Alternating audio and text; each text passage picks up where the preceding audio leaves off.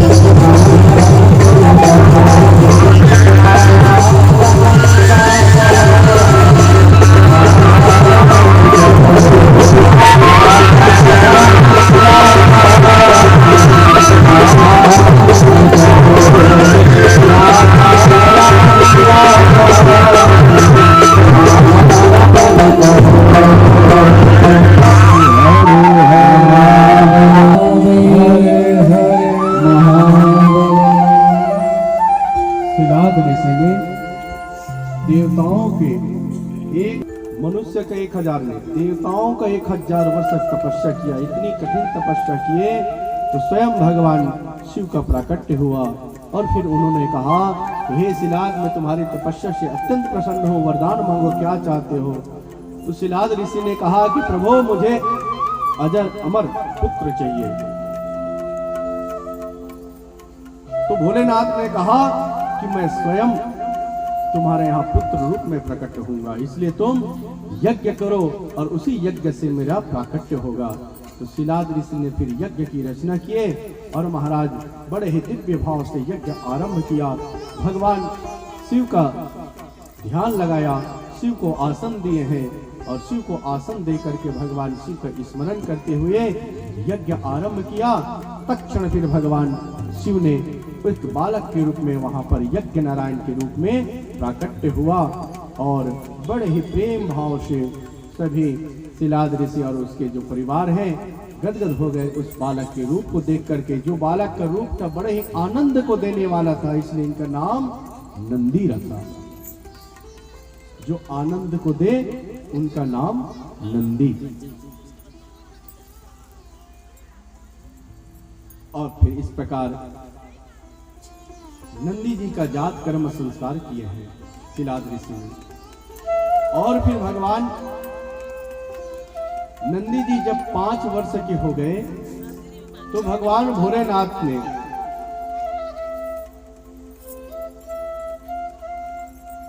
मुनि भेजे, 2 मुनि उस शिलाद के पास।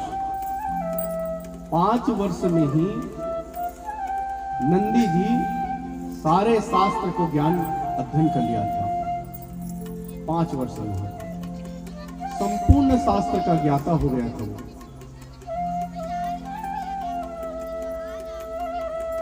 2 मुनि आए, मित्र और वरुण। और जब 2 मुनि आए तो शिलाद ऋषि ने बड़े ही उनका खूब स्वागत सत्कार किया और फिर अपने पुत्र का